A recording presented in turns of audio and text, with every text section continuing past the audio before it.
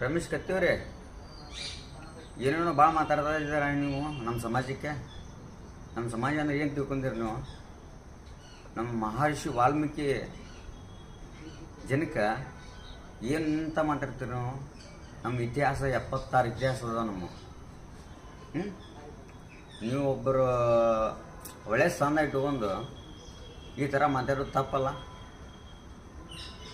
ನಾವು ಯಾಕಂದ್ರೆ ಅಂಬೇಡ್ಕರ್ ತತ್ವದಲ್ಲಿ, ಬುದ್ಧ ಬಸವ ಅಂಬೇಡ್ಕರ್ ತತ್ವದಲ್ಲಿ ನಿಮಗೆ ಹೇಳ್ತಾ ಇದ್ದೀವಿ ನಾವು.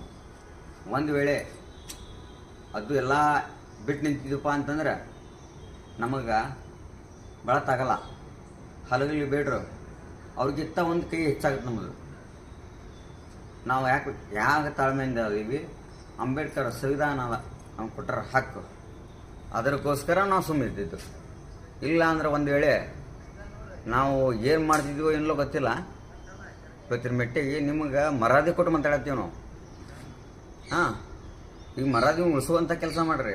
ಇನ್ನೊಂದು ಸಲ ಇದೆ ಅಂತ ಇನ್ನೊಂದು ಸಲ ಅಂದ್ರೆ ನಾವು ಮನೆ ಹೋಗ್ತದಂಕರು ಗ್ಯಾರಂಟಿ. ವಿಜಾಪುರ ಜಿಲ್ಲಾ ಪರಿಶಿಷ್ಟ ಪಂಗಡ ಜಿಲ್ಲಾ ಅಧ್ಯಕ್ಷ ನಾನು.